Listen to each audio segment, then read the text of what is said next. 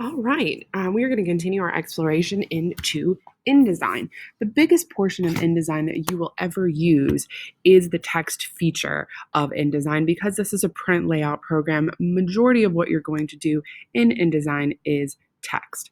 So what I've got for you today is we have four separate portions of text that we're going to discover and explore in InDesign. In your assignment here, there is a worksheet for you to download that will open in InDesign that has 4 pages. I've also given you 6 different guides that you can look through if this video is not quite enough for you or goes too quickly, talking about how to work with your text, how to work with frames, how to work with images, how to add placeholder text, which we're going to do here in a minute, how to wrap text, and how to apply effects to text.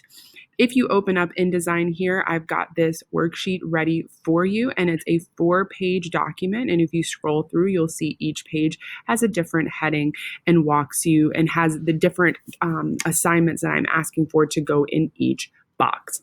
In my layers panel here, you'll see there's 2 different layers. Layer 1 is locked. Please keep that locked because that is the instructions and the titles in the boxes.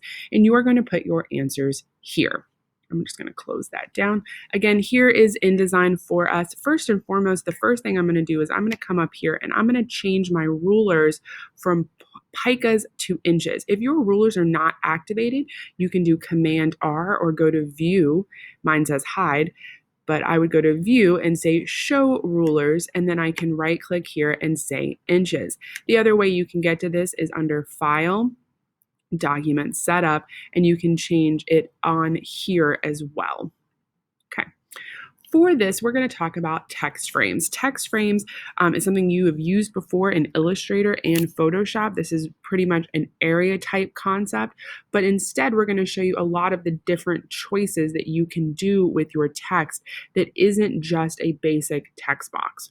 I'm going to come over here and first select my type tool, and I'm going to draw a type box here in my 2 columns text frame.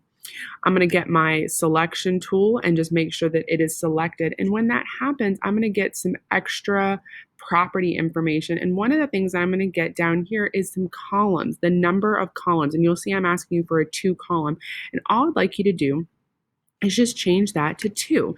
What's great about this is it stays in proportion. No matter how big or how tall, those columns are going to stay exactly the same due to, I'm going to pull up the options here for you, due to the inset spacing, the gutters, and all this is connected because I have this make all settings the same selected. And that's important because this is going to fix my columns and make them even, and I don't have to worry about them getting off.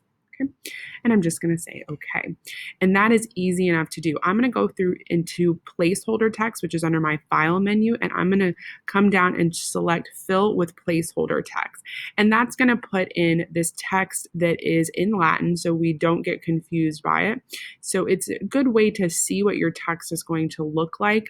This placeholder text can be adjusted just like any other font so that you can see what it would look like. I can change the alignment. I can pretty much do whatever I'd like with that font because it's just a default font that you can use to place. Easy enough. So next we're going to come through and I'm going to choose the elliptical frame option. Now, a frame tool is that placeholder tool we've talked about before. It doesn't really do anything until you create it as something. I'm going to take my frame and I'm just going to draw an ellipse or a circle. You can use your selection tool to come through and adjust this and change it if you want it to be an oval versus a circle. It's completely up to you. Now, if you'll notice, it's got a big X in it, which makes it a frame and not a text box. All I do is come to my text and I'm just going to click on it and activate it. And then once again, I'm going to fill it with that placeholder text so I can see what that would look like. I'm going to continue and I'm going to change. I'm going to do 2 more. I'm going to do a text frame. Again, I'm just going to keep filling this with placeholder text so I can see. And I am actually going to use this same box of text twice for these 2 assignments. For this one, I want to add a stroke to my frame. So instead of having the font selected, I want to make sure that the actual frame is selected. And all I'm going to do is come over here and turn my stroke up underneath my appearance panel under my properties. The same with the back color. Instead of filling the stroke though, I'm going to choose a color. You can change the tint if you want. It's up to you, but I just want you to know how to do that. And that's the first page. Very quick and very easy. Okay. So what we're going to do with this one is I'm going to show you how you can fill text with an image. We've done this before. This is nothing new. It's just the way you do it in InDesign, which I think is kind of neat. So what we're going to do is we're going to take our text box and we're going to fill a single line with an image. So what I mean by a single line is I'm just going to choose one word. So for me, I'm going to do scales. I want to make this into a big, thick font that is easily seen. So I'm going to do Arial Black. I'm going to show my options here. I'm going to do all caps. And then I'm going to choose 250. Oop, that was too much. 200 and probably 200. My name is bigger than I think it is. Remember that X right here, that little red box is going to tell me that my words don't fit. And that was way too big. So I'm going to go with, let's go with 140. Still too big, but we're getting closer. Okay. Now that I've got it about right, this is 117 point, I'm going to take my text box and I'm going to reduce it back to the right size. And that's a me thing. I like my text box to be pretty tight around my text. For this, right now it is a text box and that does not allow me to manipulate it. So what I have to do is I have to create it and make it an object. So I'm going to go to type and I'm going to say create outlines. This is also Command or Control Shift O. What that does is now it is no longer a font option. I can't highlight it to make it and change its font. It's not a font at all any longer. So what I'm going to do is with my selection tool, I'm going to have that selected. And then I want to use an image that I already have somewhere. I got to find an image. I apologize. I didn't think about having one ready to go. So you're going to take an image, and we'll use this one. And with that image, we're going to go to File, and we're going to go to Place. Going to do its little thinking here, and we're going to navigate to an image that we want to use. And while the key to this though is hopefully you noticed that my word was selected when I did it. Okay, my word was selected. Now I didn't choose the best image because it didn't fill my image here, but what I can do is I can right click and say fitting, and I can say fit content proportionately. Oh, excuse me, fittings.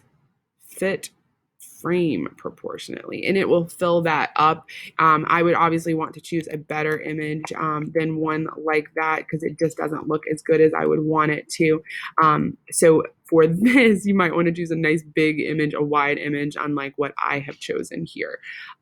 For the next activity, we're going to do the same concept, but instead, what we're going to do is we're going to fill individual letters with images. Okay, so instead, what you're going to do is simply repeat what you did here, but instead you're going to do one letter at a time. So you would just do one letter S or one, letter instead, and then fill that in. And this is just so that you can practice how this works over and over and over. And again, I have this. I'm going to say create outlines.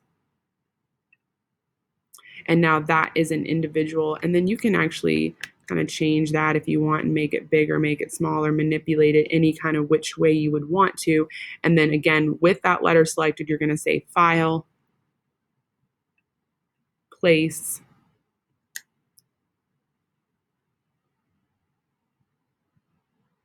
you're going to choose an image that kind of works for what it is you're trying to do.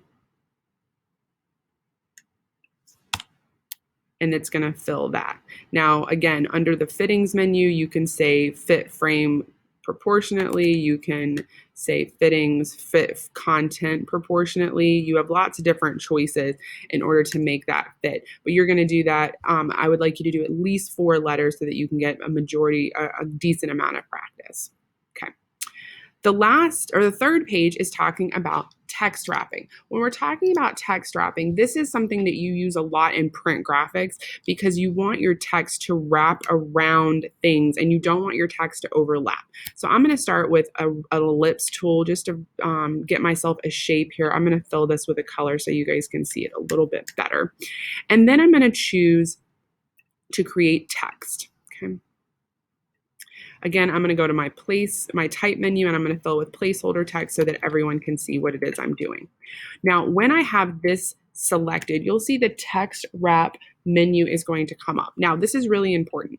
If you select your text, you'll notice that the text wrap menu does not show up because the wrapping of text has to be on what you want it to be wrapped around, not the text itself. So I do have to have this circle selected. And what I'm going to do is I'm going to wrap my text, and I'm going to show you all my different choices. So right now I have no wrap text.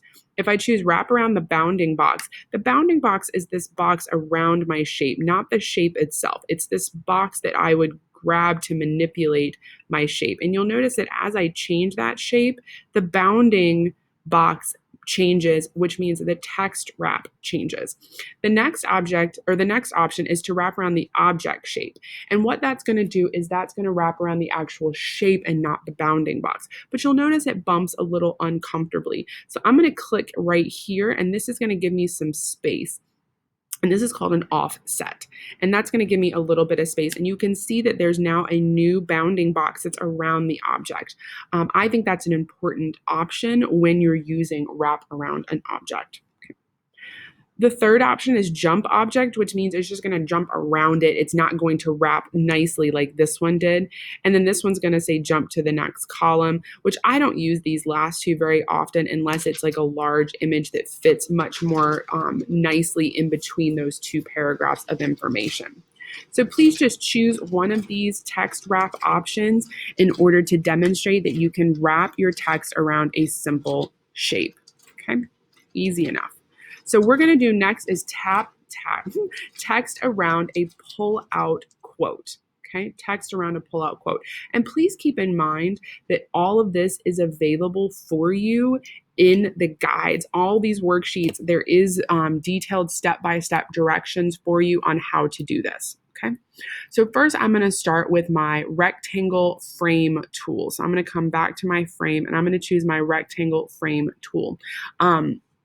For this, I'm going to do this. Actually, I apologize. I'm going to start with a text box, and I'm going to fill this with your placeholder text that we've continued to use in order to help us make sure that we can see our text boxes more clearly. Then I'm going to choose, my rectangle frame tool. Okay, and I'm going to draw it over my placeholder text that I just did. Just somewhere in the middle is fine. It doesn't have to be anything kind of crazy.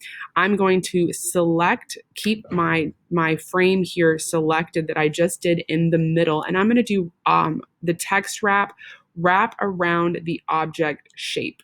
Okay, and then I'm going to I like to add a little offset on either side because I just think that looks a lot nicer when it's not bumping right up against it. Okay, I'm going to choose my selection tool to do that, and then I'm going to go to my object, content, and I'm going to make this a text box. Okay, so now what I can do is I can add text here in the frame. So here is where my quote would go. And I can center this. I'm going to make this a little bolder. Normally it would maybe be a little bit bigger. The nice thing is if I don't need this big of a box, what do? I just change the size of the box. I don't need this much space. So now I can adjust that and move it any which way I would like it to. Okay. And again, you can kind of keep changing this. A lot of the times you'll see quotes are usually in italics. There's not an italics option in InDesign. So what I would have to do is actually add this option right here, which is called a skew to my text to make it look like it is italicized. I can also come over here. There are italic fonts, but not all fonts have italics. So that's important to note. Okay, Easy enough, and that is how you do text around a pull-out quote. And again, you're going to find that the text wrap option gives you a lot of versatility when you're doing things. The last page is talking about text effects. We use effects plenty of times in all of the different softwares that we have used, and we're going to continue to use them. But I want you to make sure that you know how to add text effects or effects, period, because everything we're doing with the text effects will automatically apply to shapes and objects as well. For our text effects, first and foremost, we have to have a text to work with. So I am going to create a text box, just like we've done before. And again, I'm going to choose my name because I like my name, and why not? I'm going to change my font and give myself something a little bit more fun just to kind of play with. Remember that when you're doing your fonts, you can do it from the properties panel, or you can do it from the character panel. With this, the top is going to default to the fonts that you typically use the most or have used most recently. And then you can, of course, filter your fonts, which is a lovely option. If I just want scripted fonts, or I just wanted serifed fonts that are scripted, I can have both of those selected, which is kind of nice. But I'm just going to choose my script fonts, and I'm just going to choose a font that I like. I'm a big fan of this Bromello font, and I'm going to make it nice and big. Now, with this activity, you can make one text box, which is what I'm going to do, and I'm just going to copy and paste this one text box over and over and over. And you can see it doesn't like that font for some reason, so we'll choose something else. Well, that's frustrating. I'll have to figure out why it's not loving my my font here.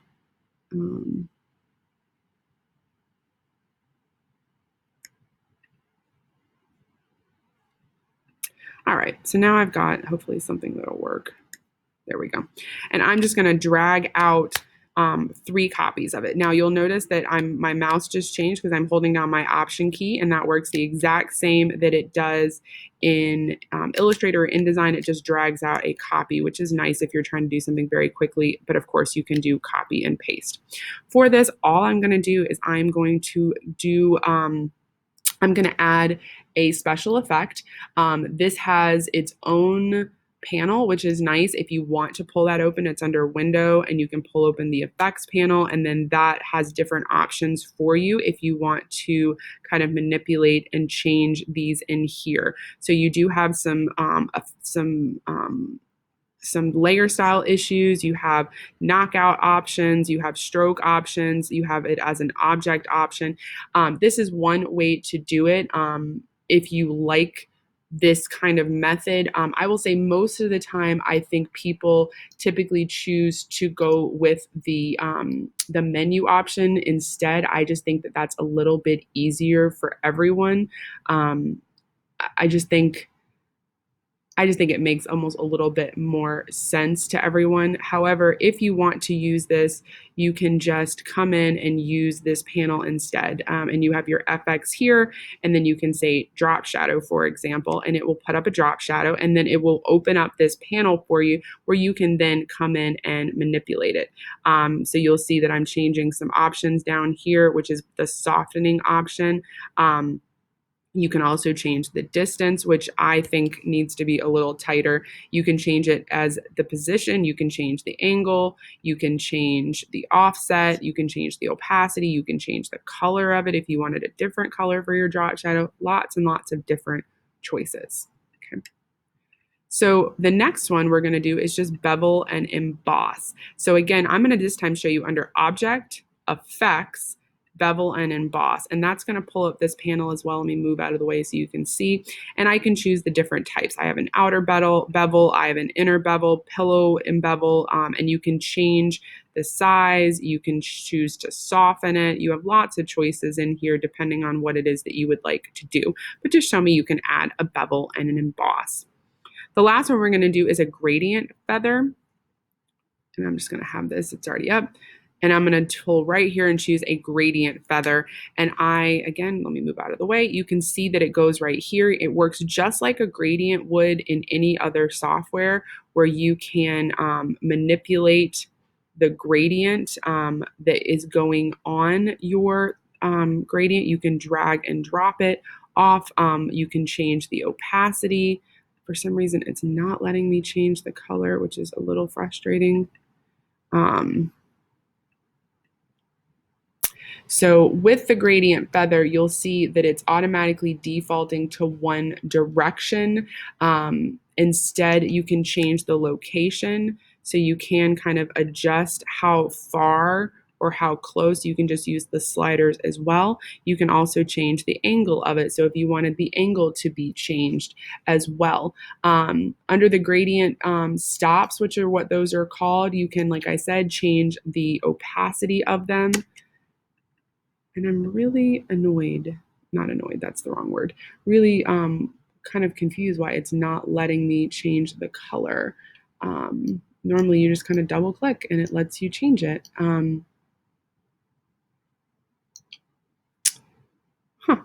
Okay. Let me try doing,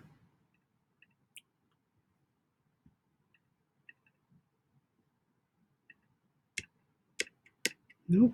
It is definitely not letting me change my colors, but as long as you can get a black and white gradient put on here, I think that is a pretty good deal. Let me just see if I can change my colors here and change, nope. There it goes. Okay, I apologize. This doesn't work like it used to work. So you have to change the colors over here in order to get that accomplished. In order for that to change, you just have to change the text color over in here, and then it'll change your gradient feather. I apologize. Last but not least, you're going to do all three effects on this one last box, just so you can see what multiple effects look like. That is our text in InDesign. Please make sure that you save your worksheet as last name, first name, period, and text, and turn this in so that you can get credit for it. And hopefully you enjoyed this. It was very quick and easy, and we'll see you next time. Thanks.